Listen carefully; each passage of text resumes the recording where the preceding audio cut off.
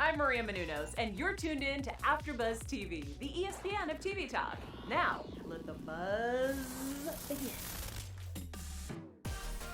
Welcome to the Star Trek Picard After Show, coming to you from 10 Forward.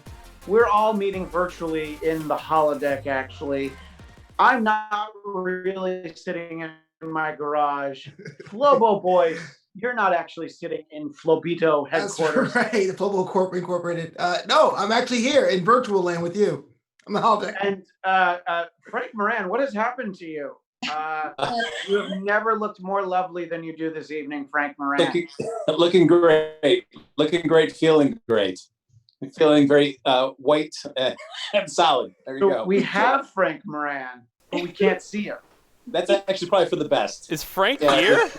This quarantining. Yeah, the chat says we're so glad that we can't see Frank, but because we can't see Frank, fortunately, we're able to see our special guest returning to the panel, Rachel Goodman. Hey, everybody. I kind of heard there was a situation on Earth, so I'm not here. I'm, in a place.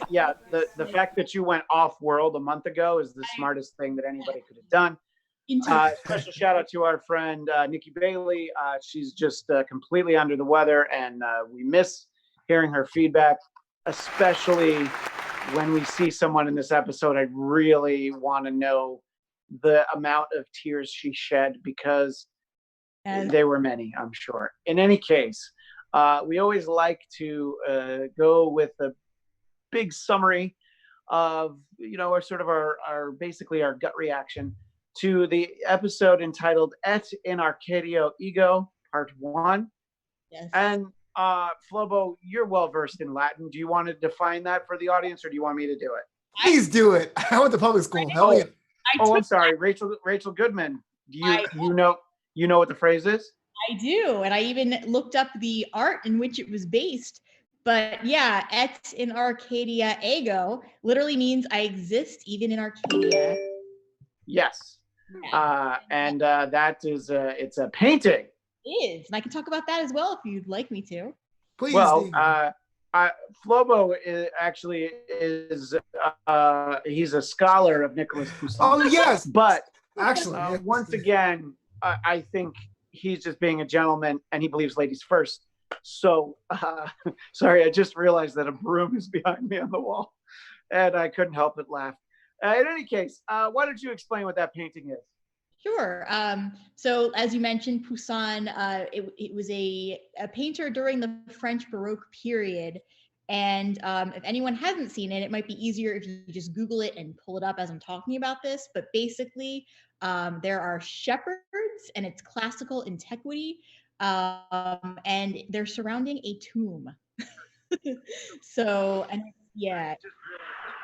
A lot of parallels to draw, I guess, if you want to be all stylistical about it. Uncommon Crisis, the Romulans, and Yeah, exactly. And that's and basically it's supposed to represent past tense. I was an Arcadian, so I feel like the theme definitely fits this episode and what we can expect for the finale for season 1. Well, you gave a much better a better explanation than I would have. I actually thought this episode was based on the old CBS show, Joan of Arcadia. So you gave a much better explanation. Thank you. Even though we can't see him, we all want to know. Frank Moran, what did you think of this episode? It was fine. It gives you that feels of, hey, now we can justify Brent Spiner playing his age. So, so like, all right. It was fine. It's crazy though, because when we saw Brent Spiner playing the illusion of Data in the first episode of the season, he looked a lot younger. I guess. It was thick, man. It was like even there's a lot of makeup, and also, hey, when did Data start wearing a turtleneck? So yeah, but you're right. He did. They definitely just. They just let Brent Spiner be Brent Spiner in this episode, which I think was great. So general thoughts, Flobo, just overall?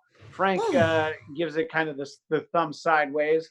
Do you have a thumbs up, thumbs down? Where are you leaning? If we take a step back throughout the whole season, I would say this penultimate episode is one of the better ones. We have a stake set up for the giant battle towards the end. We know what everyone's there for. There's just one more change of shifting alliances to make it interesting. And of course, killer orchids in space. But ultimately, the problem I'll have is the problem I had weeks ago, that I can't see why this adventure took 9 hours to get here. And that's why ultimately I'm kind of like on the middle end of it all. But today's episode on itself was pretty good. Yeah. Rachel, what did you think in general? I enjoyed the development that we got with Soji. I really loved that we saw Brent Spiner. That was my favorite part. Even though we didn't get the real data, I was still happy to see him coming back into this, because to me, Next Generation is Data, even if it's just Brent Spiner. And so I was happy to see him. I did enjoy the twists that we got with Dr. Alton, and this position at the end where they put Agnes in a place where she feels she has to die for her cause. And I understandably, I feel like it's really hard to redeem her after what happened, after, killing the man that she presumably loved, we think. But I do like that now she is feeling so guilty that she's in this place where she's agreeing to sacrifice herself. Yeah, no. I think that'll be interesting. Yeah, we'll definitely talk about that a little bit more. One of the things that I thought just felt the most hollow in the episode was this idea, this little reminder that, hey, don't forget that Picard is going to die at some point with this brain abnormality. Come on, we know that there's a second season of this show, that I think that they were looking for writers for the third season. So, I'm pretty sure he's going to be all right. We did get a good line of dialogue out of him. Anyone who treats me like a dying man runs the risk of pissing me off. Is that clear? Frank Moran, you, I believe, are the king of hollow emotion on television. What did you think about this sentiment that Jean-Luc was going to die? It is interesting that they give Alison Pill that really emotional moment with Picard, where I'm just like, you guys have hardly spent any time together. If it had been Michelle Hurd, even though I'm not a huge fan of her character, if she was the one that at first kind of diagnosed him with or recognized that he had the disease, I would have bought that more. But to see her, so it felt kind of like, why are we going with Alison Pill first? I don't know why. Yeah, no, and I think that we actually, for the first time all season, there were a couple of moments where I felt that the Raffi character, actually, hit the right note. She had a couple of good lines. She had some good emotion, some awkward interactions with JL. I don't know. I felt that worked. But she said it. What am I going to do? She said it in the episode. I just can't understand why you don't like Raffi so much. I mean, she's been, for me, a breath of fresh air for this entire adventure. I felt like there was so many things that this show wanted to do for hardcore fans and new fans were kind of left by the wayside. Raffi was an actual character. I mean, I felt like she was part of that world and helped me through a lot of things. So I am always Team Raffi. I like Raffi. So my problem with it is not her. My problem with Picard's illness is that, to me, it's very obvious how they're going to remedy this and fix it.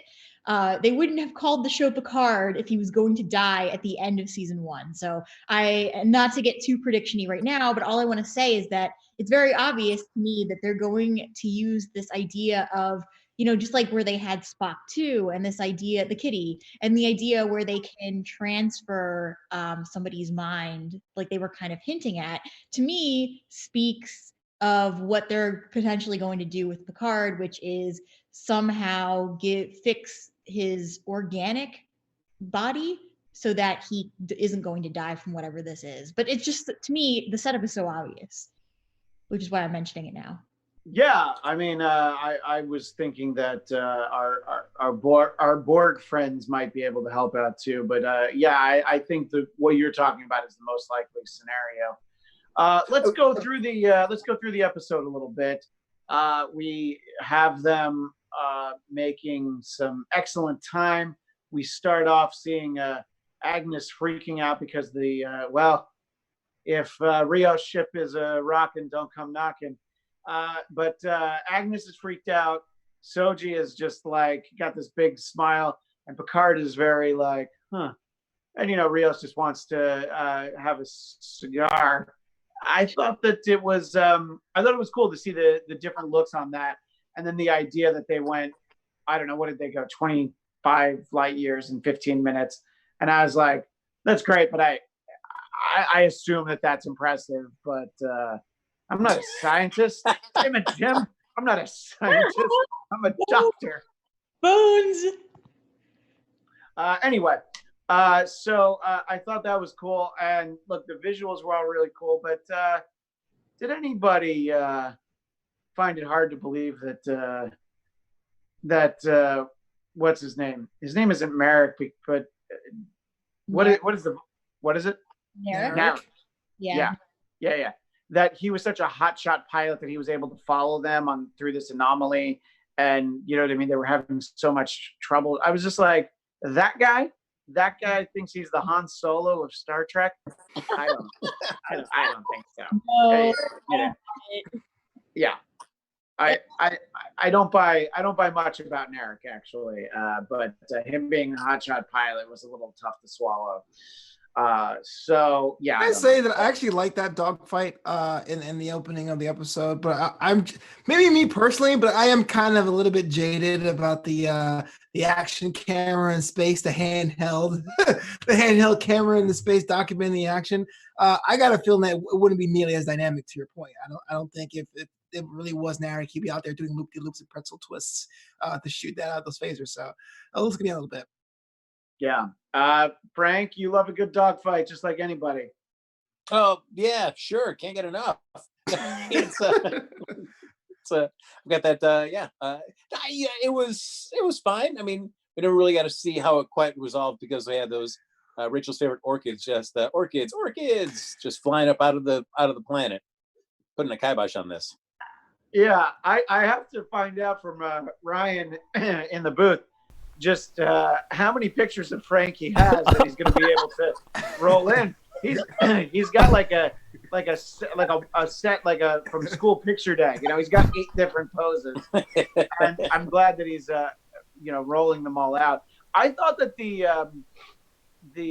orchids was actually kind of a cool thing, something that we hadn't seen before, and then the Borg cube just powers through and is like, all right, yeah, orchid this. I thought that some of those visuals were actually really cool. What did you think, Rachel? All I want to say really fast is that when I saw the orchids, I couldn't stop thinking of Feed Me Seymour and Little Shop of Horrors. I was like, is this what they're doing right now? Because really, they're just called orchids? And that's one thing I had to say about this. And then also, I did appreciate the fact that they all rejoined with Seven of Nine and Elnor, and that the gang was back together, as they say. So I did like that. I would have been kind of upset if they were still separated. But I can't quite figure out the point of those orchids, which I guess is any vessel that they deem a threat, they just enwrap, and then it drags them down, and then it burns up during reentry. And then the ship just kind of skids to a halt on the planet. That's their defense, I guess. It doesn't seem that great. Yeah, I thought it was kind of a fun, interesting dynamic of having like a normal planet. You have carbon-based life forms with guns, and now you have like synthetic life forms with like approximating organic creatures as defense. I don't know. Maybe I'm not looking too much deep into it, but it was pretty cool.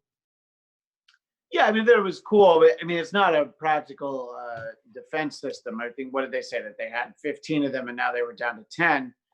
And sort of when they're figuring out their odds of defense, I did think that this was a good line from Raffi when they find out that there are 218 Romulan warbirds heading towards them. And she says, well, you only have to worry about the first 109.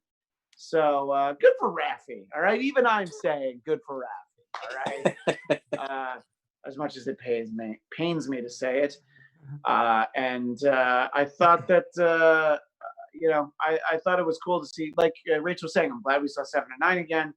Her and Elnor, I feel like we're going to get more of that story probably season 2, although pretty sure that we can see how everybody's going to get out of the bind that they're at the end of the episode, but we'll get there.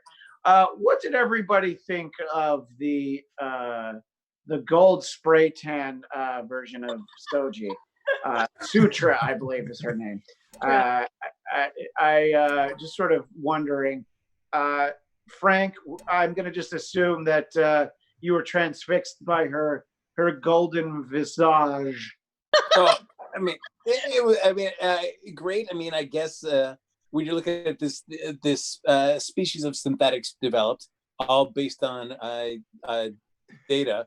So, I mean, they're seeing bits and pieces of them and others. So, I mean, I guess seeing Data's eyes within her was, like, oh, all right, you can kind of see where she's based out of. So, I mean, little nods to that was interesting.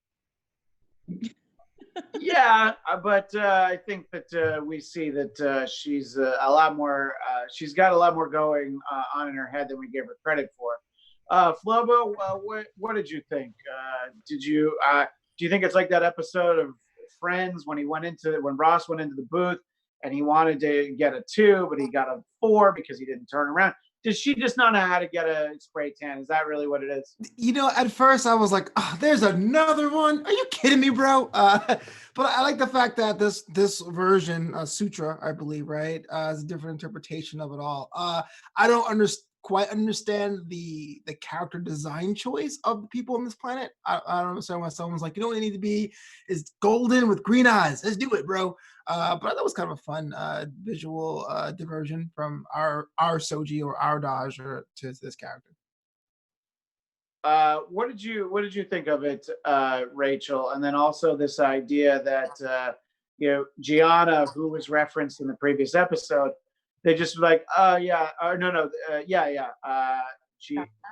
Gianna was her sister. So, sort of that whole kind of bringing it all together. What did you think of that? Well, it was interesting to me because gauging Soji's reaction to all of this, something seemed off. I wasn't thrilled with the fact that Alton says that basically Data was created after him and that he was created in his image. I wasn't 100% thrilled with that. And I also felt like just in general, something was very off. Even before we saw what Sutra ended up doing, I'm still a little confused. I mean, I understand this idea of, not to quote Agents of S.H.I.E.L.D., but destroyer of worlds, and that Soji is going to be the one, maybe, or maybe it will be Sutra. But I just think that it was very obvious that something was off. And I was surprised that Picard didn't sense it too. And Soji, I'm curious why, when we see, not so much how she's reacting to them in the beginning, but like by the time we get to the end, the fact that she would so easily agree with them kind of boggles my mind. Yeah, I don't know. I mean, the way that I saw that was she, I think, realizes that her best move, I think she is inclined to agree with them because of how much, it drove her crazy to see Narek and, just with his nonsense, which we'll talk about. But yeah, I don't know. I still wonder if she's not playing a long game somewhere. I don't know. What do you think about what Soji's up to in this episode, Flobo? Before I get to that, Alexander in the chat says TNG and TOS fans should be happy with the campy orange spray tan on Sutra. As far as the not plan, wrong. Yeah, not wrong. Shout out to the classic fans out there. The question was about like the double cross or the alliance towards the end. You know what? I was kind of surprised too how Soju kind of went along with them as well.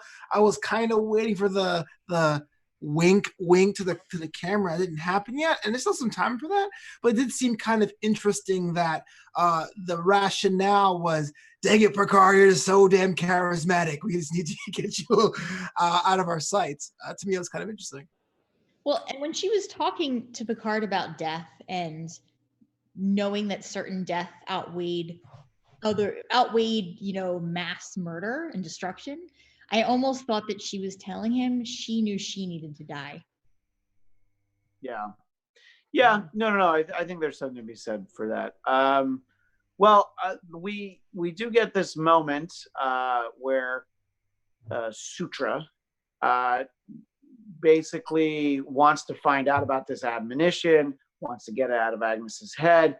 And I'm sure that this was Frank Moran's favorite moment of the episode when a synthetic human who is just kind of a fangirl for Vulcan culture can successfully do a mind meld. Frank, you must have loved that, right? I was, that scene bugged me tremendously. But I mean, really, that's shocking. I can't believe that. To put it mildly, Yeah. it bugged him tremendously. I guess we're just looking for expediency, which is a frustrating thing because this has been such a slow burn series that now we want to be able to just conveniently get to the next step where it's like, okay, we'll just say she's really adept in all things Vulcan. So I'm like, great, guys. We spent 3 episodes assembling this crew, but we're going to really rush extracting information from Allison Pill. Thank you, guys. Yeah.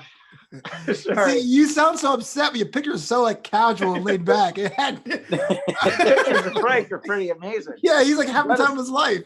Let us know in the chat which of the pictures of Frank has been your favorite tonight. And Flobo will get it as a back tat. Yeah, exactly. Perfect. I got time. Why not? In like 6 weeks when we're able to go out and get tattoos again. No, I kind of agree here. Mind melding is something that I saw first through Discovery. So to me, it was kind of an interesting and cool thing. It was odd that this version on this show, you can see the future with the mind meld. And literally this cool dynamic that this synthetic being can do one of the Vulcans' like greatest tricks was written with a line of dialogue. Oh, by the way, she totally does that too. It's like, what? Like, I want to see that. I want to see how she got that power, that ability. Yeah, Rachel, what do you think about the mind meld that we're talking about? The fact that Sutra was able to do it, but also the simple fact that it turns out that the admonition is like, that wasn't for humans. You had to be one of us to be able to see that. So I guess my first thought is that to me, TOS is my favorite of all the series. I mean, you guys know this already about me. I come from a world where I'm strictly an animated series guy. That's the only one that I think was any good. Oh, I liked that too, but no, it's fun. I'm just teasing, but it was fun, yeah. Yeah. Anything TOS for me, the movies too. But so my thing is that when I think of mind melds, I think of Vulcans. That's just the show that I come from. And to be fair, it's called the Vulcan Mind Meld for a reason. Exactly. And so I feel like it cheapens the move when now you've got people like Sutra who can do it. Not that I don't buy that she can do it. I'm fine with that. But no. Look, I think it's more believable. Look, we've seen people somehow figure out the Vulcan neck pinch. That doesn't bother me. But like the mind meld is this like spiritual thing. Exactly. And if it was so easy to do, I would have mind melded Frank Moran so long ago. My mind to his mind, we would have become one so long ago. But I still can't figure out how to do it. Hey, I always thought. Sorry to cut you off there, Rachel.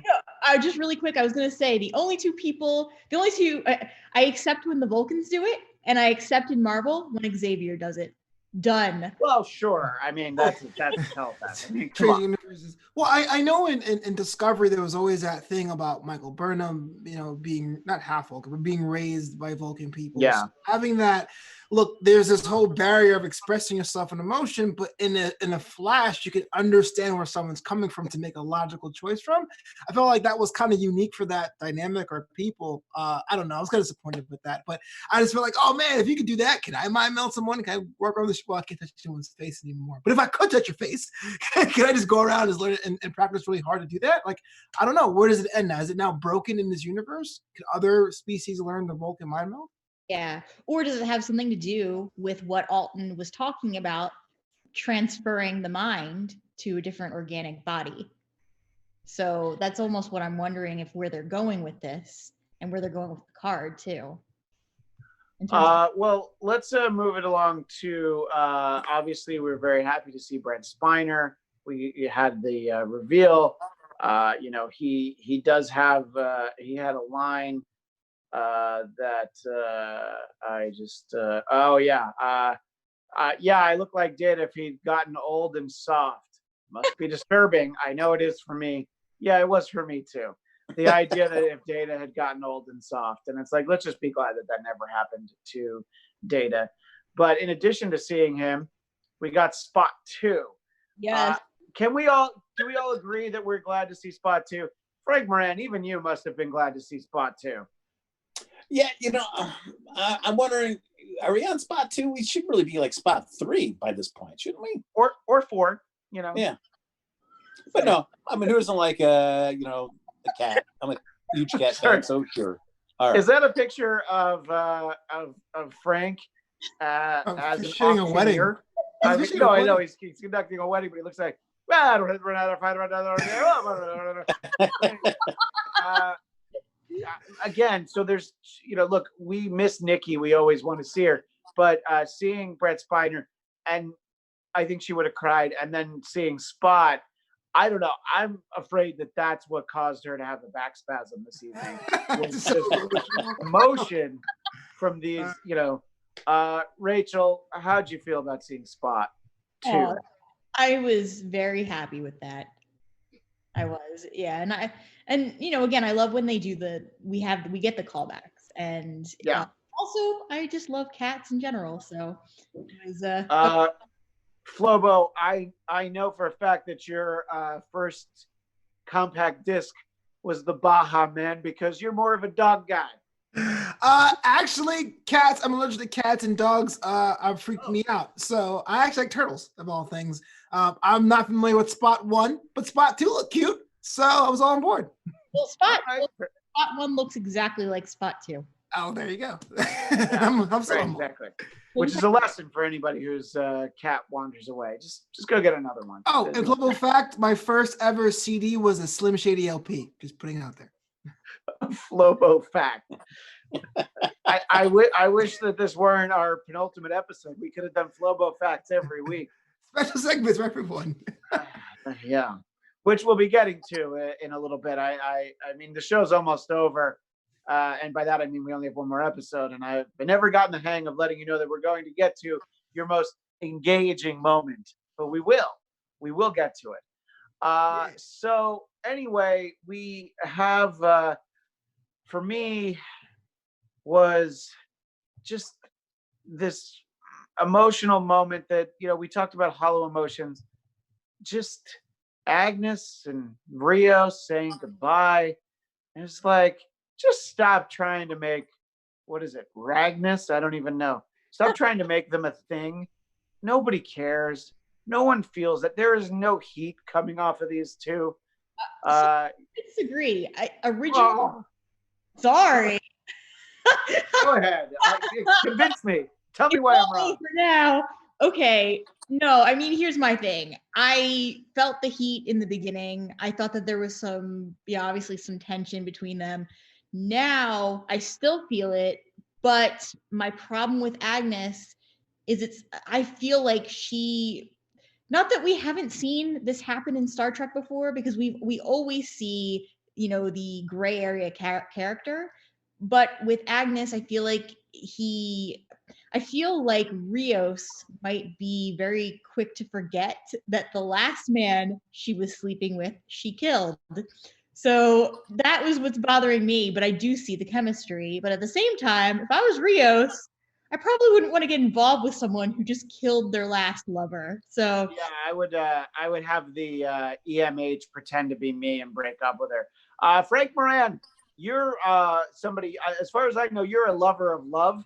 So to me, hot takes all around. You must feel the heat coming off these two, right? Oh, you know, I've already writing my slash fiction for this, so it's get ready, guys. I'll be dropping it next week. I'll share you the link with everybody. Ooh, it's gonna be hot. It's gonna be hot. Flobo, am I missing the point? Is there a real spark between those two? You're asking the wrong guy because I hate love, apparently. No, I actually don't see it between Rios and Juradi. I felt like it came out of nowhere, very in the middle of the series, and it kind of went away because Rio has his own problems that's not getting resolved. And this happened again. And I was like, oh yeah, this is still the mashup thing. We need a romance subplot. Picard's too old. Here you go. But I don't see a spark. But is he too old though? I mean, I love you, Rafi. Well, that's actually what I wanted to talk about, because I thought that was actually it was a nice moment, because look, like you were saying earlier, Frank, we can believe that Rafi is upset at this idea that Jean-Luc doesn't have that long to live, because of how invested that she's been in their friendship, but also the fact that hasn't really been a good friend this entire series. And I thought that the moment of I love you, you don't have to say it back, and he's just like, I don't. I felt like that moment was ripped from the journals of one Frank Moran. That must have happened in your life, Frank. Oh, for sure. Yeah, I keep my cards close to the vest. I'm not going to share my deepest thoughts with just somebody that calls me. If anybody called me like FM all the time, nah, forget it. I would like to start calling you FM, even though again we only have one more week. That's right. I feel like the frustrating thing about that is it was an okay scene, but I feel like if you really want to sell Picard's, which I agree with Rachel, we're not going to get Picard's not going to die, but if you really want to sell the stakes of that, then you've got to have it be with, if it had landed with Troy or Riker in that episode that they were in, that's gonna give you the moment that you're really going to get invested in that. It's hard to get invested with Rafi because we really don't. We've not had 20 some odd years of that relationship to really see like, oh wow, this is devastating for these characters. We've just seen her call him JL tons of times, been a really irritating character, and so this moment at the end, while nice, doesn't land the way that I think that the writers would want it to. I agree with you. Even if we had 7 of 9, that would have been better, just because I just feel like we would be more invested and we would really understand that on a deeper level. But we needed to bring, we needed to bring Riker back, or somebody, give us another guest star who has been around since TNG. Yeah, give us Ensign Rowe. There you go. Flobo. Yes. I was waiting for a O'Connor reference. Flobo, I think you might be the voice of dissent here because of the simple fact that you're hashtag Team Rafi. So what did you think of that moment for your girl, Rafi? You know what? I read it, and then again, I'm not sure what the backstory is because I've noticed a lot of tie-in novels and comic books and all that. I read it as they worked together for a long time, and they may have been feelings in the past, but the Call of Duty separated them. Because when Picard shows up the first time, he comes up with a bottle of wine. So you don't do it with just an employee or just a good old boss. You bring, that's a token of appreciation. In fact, the chat wants to know that too. Is it seems romantic or not? Alexandra says, did any of you read it as a love you too is romantic one? I was very surprised when I saw some people reading it as a failed romance. I don't see it as a failed romance. I just see it as like, what could have been? Work. The whole Batman principle, Yeah, because I don't see Picard. The problem with him is I see him ending up single. So in space. No, what are you talking about? There's plenty of room on Tinder for 95-year-old guys that have a terminal brain condition. Quite right. He's younger. I just don't see him as a man who settles down for good. So I feel like, I just don't see him, but with anyone. But I don't know. I was kind of on the fence with whether it was romantic or just a platonic kind of love. Sure. I feel like it is. I'm leaning more towards platonic though, just because I didn't get the sense that there was that deep like chemistry there. But there is obviously a deep love. They've worked together a long time, and there's a respect there and a trust. But I took it more platonically. I mean, I guess I could say I agree with it as platonic, but if you want to play devil's advocate, I mean, I guess if it's somebody that you're hoping to get in the sheets again, you're going to put up with her calling you JL so many times. I'll abide by you calling me JL because I know we're going to get it on later. That's why it doesn't make sense to you. I'm Frank Moran. I'm out. I just can't say it. All right, so let's talk about the fact that Picard tries to call out the big guns, but unsuccessfully is able to get a hold of Starfleet. He's got all these, I want to do a first contact. You got to save this planet, and there ain't nobody coming, or at least it's the way it looks here, that the message didn't get through. I don't know. I guess even though he's not on the best terms with Starfleet, Frank Moran, does it seem genuine to you, consistent with the character that we've now known for 33 years, that he in this moment be like, all right, I got to talk to Starfleet. This is a first contact, all that. Did that feel consistent to you? It feels consistent, but I also know that they are on the way because he gave him the coordinates last episode. So, I feel like they are on their way. Whether they're going to be able to get there in the time frame and beating the Romulans, who knows? But yeah, it felt like Picard setting up, the good old first contact protocols. I'll go with that. Flobo, do you feel like the JL that you've gotten to know over this series, he's a button down, by the book kind of guy? Look, I understand he's a little bit more loosey-goosey because he knows that what's at stake and his condition. And of course, he goes back up the chain of command because he's a military man or a military equivalent. But we've seen the trope all the time in movies where the hero goes, I have proof bad things are happening. Whatever. And so we had to get that scene out the way. There is no doubt in my mind that Starfleet was not going to help. And if they do help, it'll be way, way later. That Captain Marvel principle. Yeah, there was, you see that in movies all the time. Sometimes you see that in real life, that doctor in China who said, like, hey, everybody, this really bad thing's coming. The next day, the police came to his house and said, no, it isn't. Oh, and now that guy's dead. But anyway, that's the real world. Let's talk more about Star Trek. How do you feel about that, and Rachel? And do you think that this means we are going to get the Enterprise? I'm hoping we do, but I just don't see it. I feel like this is what's going to happen. Starfleet will show up, but it will be at the nth hour of the final episode of season 1. So I don't think we're going to get it until the end.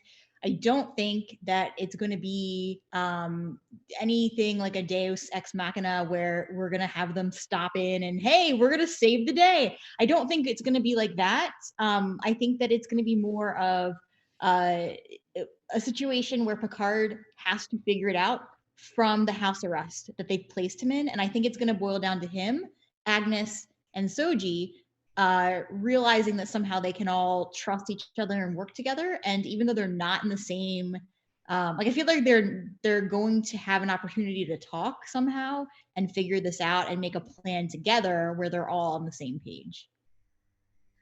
We're getting a little short on time, so let's talk about what I thought was kind of a strong moment, a great character building moment for Soji, which is when we see Narek imprisoned.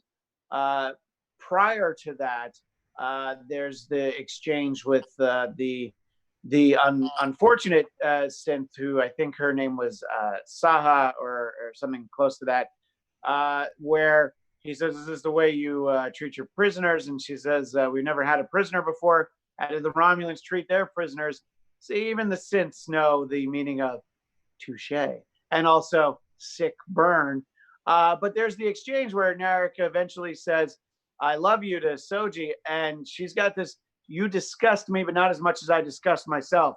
I want to know how that was received by someone who I know does also disgust themselves. Frank Moran, what did you think of that moment for Soji finally getting to tell off Narek? That's good. I guess it is nice to see her start taking agency of her own life. I feel like part of this has been she's had this existence that she thought she had that turned out to be implanted memories. And so maybe that's why she's being so malleable a lot on that planet by everybody else's objectives and opinions, because she's still uncertain of who she is and what she really is. So I liked at least her in that moment being able to tell him what she really thought of him. Just realized I can't live long and prosper with my right hand. In any case, yeah, no, I think so. Flobo, come on, you're just as invested in Soji as you are any of the other characters because, as we talk a lot about, you're newer to the Trek universe. Sure. I don't. Okay. The thing about Soji is, and I'm so glad that we're getting a chance for her to stand up for herself and see her own humanity and see she got played with Narek and stuff. I do think I'm still waiting for that one last that shoe to drop character wise. Like, what is making her go? What is really the core of her humanity? And we're seeing a little bit about that today, especially getting involved and saying, "Hey, don't trust that Narek guy. He's bad news." Or, "I trusted you. You almost had me killed." But I'm still waiting for that one like that. Yeah, you're a fully human now, android synthetic person. Yeah. What do you think about all that, Rachel? And then also, of course, the fact that Narek was like, "Look, I had to try to kill you. I thought you were going to try to kill me." Which, by the way, that's my my favorite Cheap Trick song. I want you to kill me. Yeah. Good one. No, you gotta love these gaslighting people who gaslighting and manipulative, whatever you want to call him in his relation to her. But I was glad she didn't buy it. I was glad she didn't fall for this. I'm a little concerned based on the previews we see next week, but I'll talk about that in predictions. Yeah, I just didn't. I was expecting the twist to happen the way that it did, where Sutra basically side. I was expecting all of that, but with Soji, I just don't even understand why he would try to say he loved her, and why he would say, "Oh, I thought you were going to kill me." No. Yeah. Well, I think it's just a complete lack of respect. He doesn't actually think she's human. That didn't stop him from some of the things that he did earlier, but whatever. So before we run out of time, let's sort of wrap it up the way it goes. So Sutra lets him go because clearly she wants to be able to bring in this, I don't even know what with this higher synthetic being that's watching them that they talked about in the admonition. So clearly this is part of her plan. That's why she set him free. And she wants to be able to be like, look what he did. Look what, this is what we have to do. So there's kind of a lot to take in there. I'm wondering, by the way, if that higher synthetic being, and I know they're not exactly synthetic being, could it be the Borg? I don't know. Frank Moran, what do you think about all of this duplicity, the higher synthetic being who's watching them? Do you have any ideas where that's going? What do you think about sort of this last portion of the episode? I mean, it could be everybody at the people behind V'ger, so we can get the great Stephen Collins coming back, maybe to reprise his William Decker role. I think Stephen Collins' reputation precludes him from getting hired again. Unfortunately, I believe he's still vacationing in seventh heaven. Thank you, Rachel. What did you? So you kind of spoke to it a little bit. Do you have a thought about this higher synthetic being that they're trying to bring in to wipe out the Romulans? See, this is the part where I'm not sure what to think right now. And I have predictions, but really not about this. I just think that whatever Soji's trying to do, she's trying to act in a way that will cause the least amount of deaths. They really stressed that in this episode. And I hate to bring Agents of S.H.I.E.L.D. back into this, but there's so many plot lines in this that remind me of Ada and in another season, Destroyer of Worlds. So I feel like it's kind of all of that from Agents of S.H.I.E.L.D. all over again. And we're seeing it play out in Picard. And I just have this idea that Soji will have to do exactly what they're predicting she's going to do, but not for the reasons they think. Yeah, and of course, Flobo, what did you think of Sutra and the fact that that Soji's basically on her side, turning her back on Jean-Luc? What do you think about all of this, and what do you think's coming? It's a nice way to transition into predictions. So what do you think of that, and where do you think it's going? Yeah, the alliance was a little bit surprising. I thought there'll be a little bit more of a boxing match, a little more of a what should I do? But the door is still open for her to make one final change, hopefully for the good guys. Hard to say what's going to happen. We're kind of going to predictions here, but if there is a synthetic being, whatever the form may be, it has to have some sort of resemblance to Data. I think that will be the link between Soji seeing her dad and Picard seeing a friend and seeing this battle that takes him back to Mars. I think that will put everything in full circle. What if this being had some sort of like visual connection to Data? Frank, what do you where do you see this going next week for the big season finale?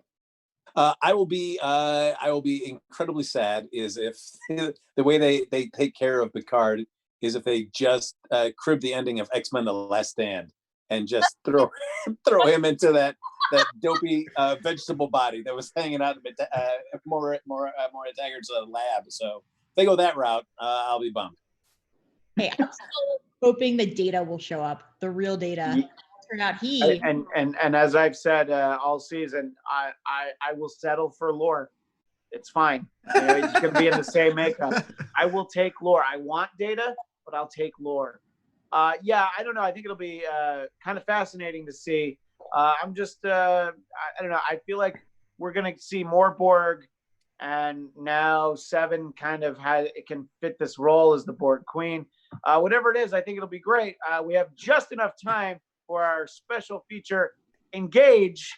And I already referenced mine, but I'll reiterate what I thought it was, which was Raffi saying, "You don't have to say it back," and he's like, "I don't," which sort of implied that he actually doesn't love her. But then, I don't know. Have we ever heard Jean-Luc say that he loved somebody before?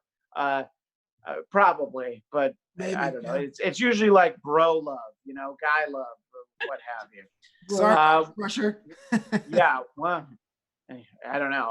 Anyway, Flobo, what's your Engage? So the most engaging moment for me in this episode wasn't really a line of dialogue, even though it was something I've supported. It was when Picard got his face traced. And it was saying he had lines of grief and proudness and history. That was pretty cool because a lot of times we get all, especially in Los Angeles, we got wrapped up in like Botox and being all smooth as possible. But our wrinkles and our imperfections show our story and show our history, and Picard's no different. So that was pretty cool. Yeah, I mean, I at some point expect him to go. It's like, I get it. I'm old. This evening we've seen a lot of engaging photos of Frank Moran. What did you find to be the most engaging moment, Frank?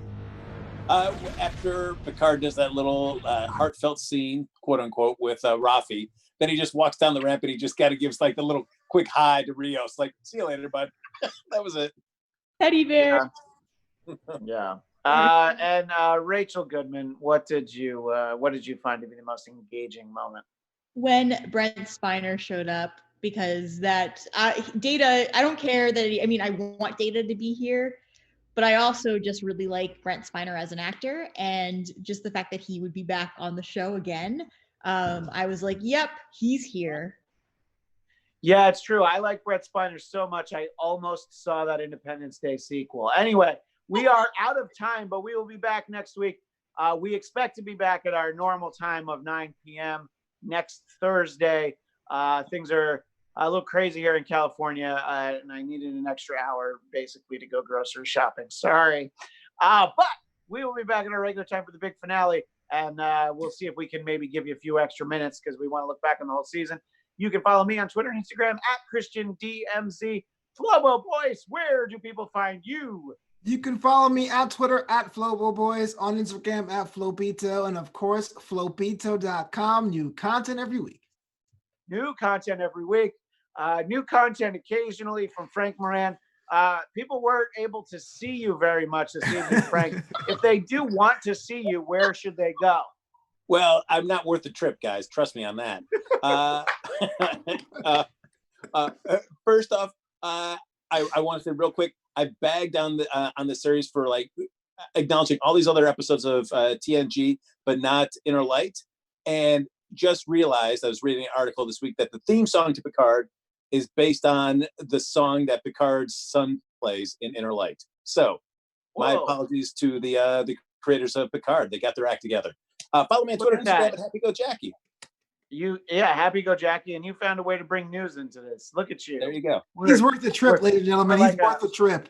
Yeah, we're like a professional after show. And finally, Rachel Goodman, where do people find you? You can find me on Twitter at Rach Goodman or on my author Instagram account at Rachel Radner Author. If you are a fan of Clone Wars, Ryan in the booth and I are going to be doing a show next on season 7, episode 3 and 4. If you're a fan of Outlander, I'm on the AfterBuzz panel for that on Sundays at 8 p.m. PST.